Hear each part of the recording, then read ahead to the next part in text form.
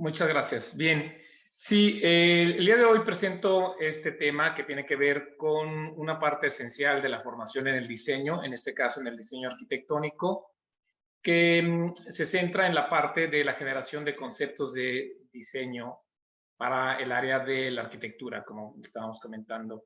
La presentación tiene básicamente estas cuatro fases o estos cuatro momentos. En una primera parte me gustaría presentarles un tanto lo que es el método de diseño que se sigue en la Facultad del Hábitat, que ha sido parte de su esencia desde hace muchos años. En un segundo momento, lo que viene siendo el taller de síntesis 3, que en el plan de estudios actual y bueno, en muchos planes de estudios anteriores, es el que permite tener este espacio académico con un taller de proyectos en donde se concentra los objetivos de aprendizaje en justamente generar conceptos.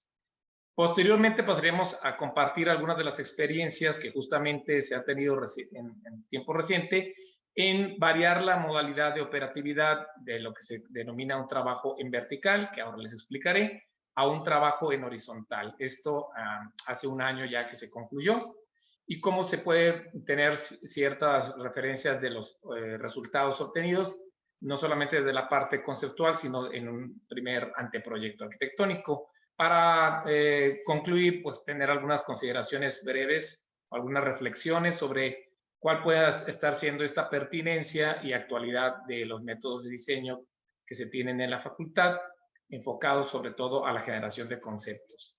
Bien, en esta primera parte entonces les presento este esquema muy básico que pretende explicar de una manera sintética una fase metodológica del proceso de diseño que seguimos aquí en la facultad. Básicamente dividimos en dos grandes áreas, lo que viene siendo la parte de la fase del conocimiento y la fase de la interpretación. Siempre tenemos una fase de análisis que posteriormente dará paso a una fase de síntesis, aunque también se comenta que hay momentos de síntesis parciales durante este proceso. En la primera parte, bueno, como tradicionalmente se ve, es definir el problema de diseño arquitectónico y hacerse de una serie de información que derivará en un programa arquitectónico y en un primer modelo formal, independientemente de la estrategia o de la intención del diseñador. Y en una segunda parte se tiene la traducción de toda esa investigación o análisis ya en una parte propositiva que derivará en un anteproyecto y en un proyecto como tal. En la parte de abajo vienen los elementos, digamos, más prácticos o tangibles que pudieran tenerse en esta otra fase. El punto intermedio aproximadamente es justamente el momento creativo que se conoce como este concepto de diseño, que es parte de una generación de alternativas ya que tiene el diseñador para poder posteriormente concretar esa fase conceptual ya en esta parte proyectual o de final de este proceso de diseño. Básicamente este es, digamos, un esquema que resume lo que por mucho tiempo ha sido para la carrera de arquitectura en esta facultad del Hábitat, el método de diseño a seguir.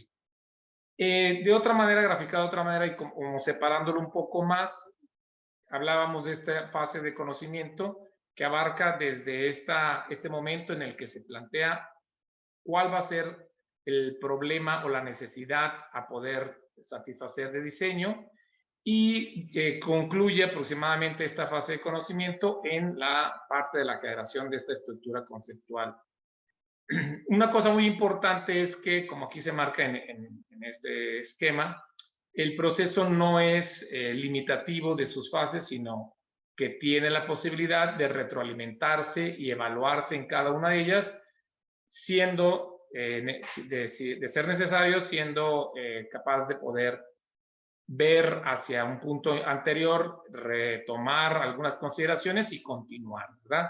No es un proceso lineal restrictivo, sino es reiterativo, ¿verdad?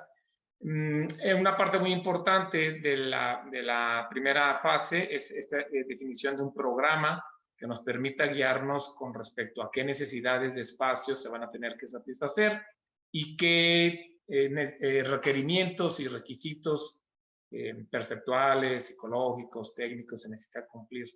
Pongo aquí en un punto en rojo justamente el concepto de diseño, porque nuevamente en este esquema se marca pues cuál es esa fase de nexo o unión entre un determinado momento y el otro, ¿verdad? Hay posteriormente al concepto de diseño un modelo ya factual o ya de hechos que genera posteriormente un anteproyecto.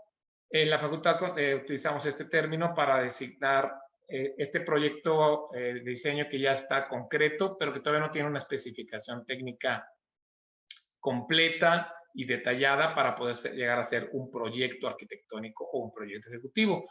Finalmente se pensaría que, bueno, el resultado de todo esto es que llegue a concluirse o a ejecutarse un proyecto en un objeto de diseño ya físico y real, ¿verdad? O bien tenemos otra vez estas tres fases como lo estábamos comentando, la fase 1, la fase 2 y la fase 3, ¿verdad?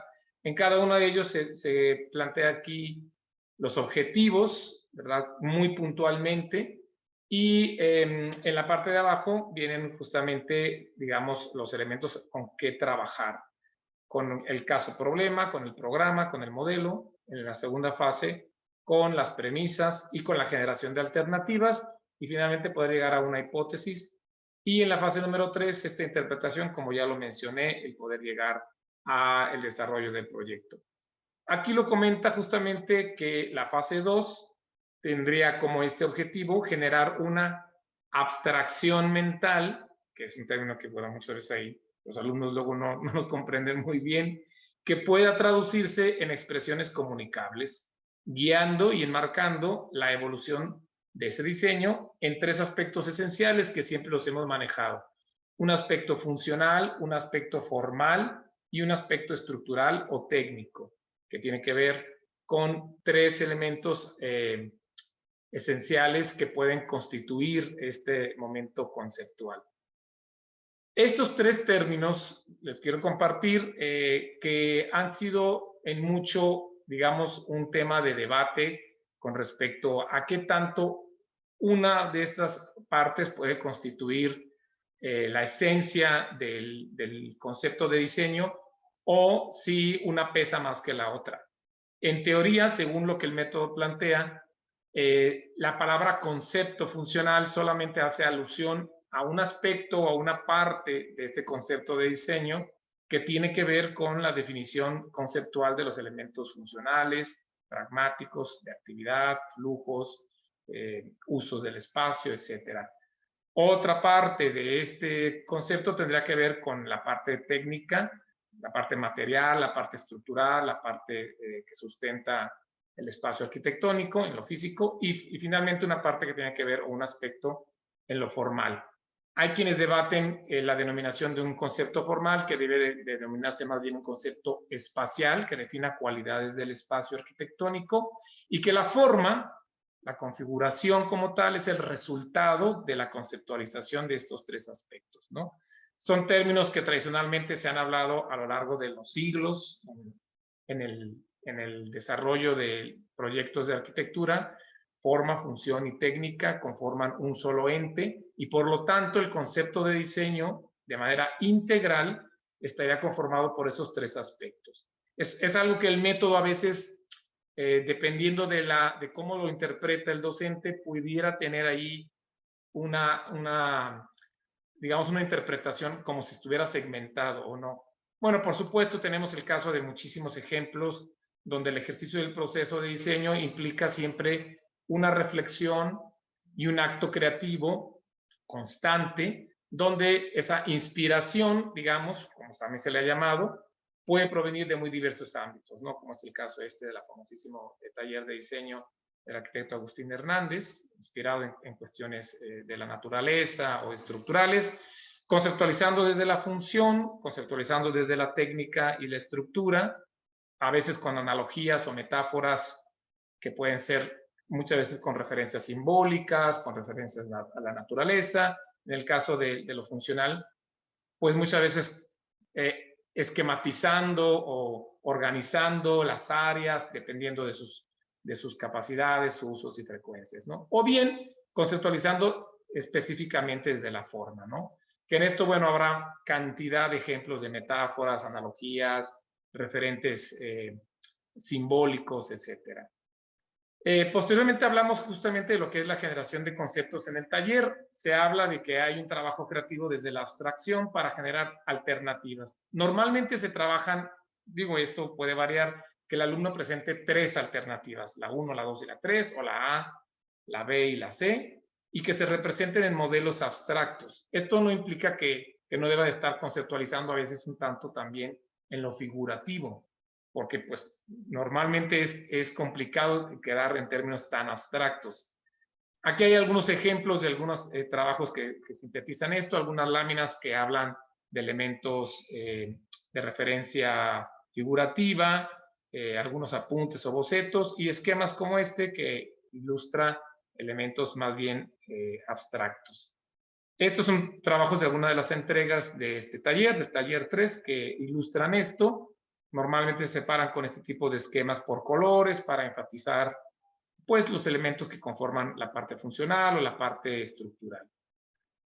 Por ejemplo, estas láminas que incluyen palabras clave o términos, digamos, de referencia, como una palabra que explica el ensamble o la unión, y que cada uno de esos se explica en 3 alternativas, ¿no? La A, la B y la C, para finalmente llegar a una hipótesis formal, a un modelo que pasa de lo conceptual a, digamos, ya lo concreto o lo ya preciso.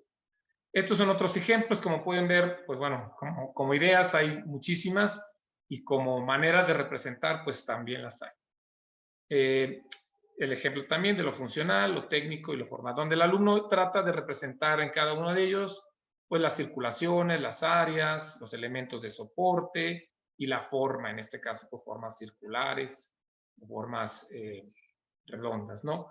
Otra parte sería entonces cómo operativamente se da esto. Se llama trabajo en vertical cuando los alumnos trabajan en un taller todos con distintos niveles, pueden tener alumnos en un espacio de trabajo de distintos niveles, de nivel 3, 4, 5, 6, pero el año pasado, en el semestre de enero a febrero del año 2021, se trabajó que todos los alumnos con todos los asesores estuvieran de nivel 3, estuvieran teniendo temas semejantes para todos. Para ello se generó esta plataforma en un medio muy común, en el SharePoint de Windows, y que pudiera tener un espacio en donde se juntaran los elementos del taller.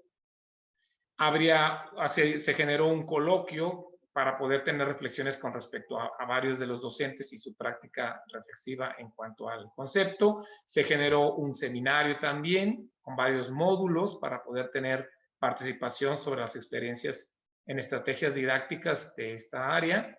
Y finalmente se generaron temas comunes para todos los profesores y todos los alumnos del semestre, que generaron otro tipo de trabajos, ¿verdad? A veces siguiendo esta dinámica de las alternativas, algunas más libres como estas, ¿verdad? Tratando de encontrar de todos modos referencias hacia la función y llegando algunas veces ante proyectos un poco ya más detallados, ¿verdad? Como es el caso de estos trabajos. La generación de la forma y la manera de explicarlo, como pueden ver, varía un tanto de lo que han sido los otros elementos, teniendo libertad para representarlo de diversas maneras y llegando a tener trabajos muy precisos como este, que es el caso de un mercado gastronómico aquí en la presa de San José, las gorditas y los tacos que por ahí venden, y pudiendo generar alternativas bastante precisas en cuanto a un proyecto. Finalmente tenemos esta parte de reflexión donde nos preguntamos hasta dónde este método de la facultad del hábitat durante el tiempo ha podido ser algo que se aplica, digamos, fielmente o cuánto se aplica arbitrariamente y si ha existido realmente una crítica sobre su utilidad y si este trabajo colaborativo del trabajo horizontal que permitió como unificar cierto tipo de miradas hacia el otro pudiera tener justamente alguna mejora en el aprendizaje. Aparentemente sí, la comunicación grupal, el compartir abiertamente el intercambio de resultados entre todos los asesores que dan esta misma materia, puede generar ese reconocimiento del otro como un apoyo para el proceso de enseñanza-aprendizaje. Finalmente tenemos esta esta conclusión que el ejercicio de una autoevaluación crítica nos posibilita como docentes a tener este reconocimiento objetivo de qué tanto son pertinentes nuestros métodos, de poder también generar valor hacia aquellas cualidades de lo que el método ha aportado a lo largo de los años, justamente ahora con el 50 aniversario de la facultad, y que podamos ponderar positivamente aquellos elementos que han sido esenciales para la formación de nuestros alumnos en el área del diseño desde las bases conceptuales. Sería básicamente mi participación. Muchas gracias.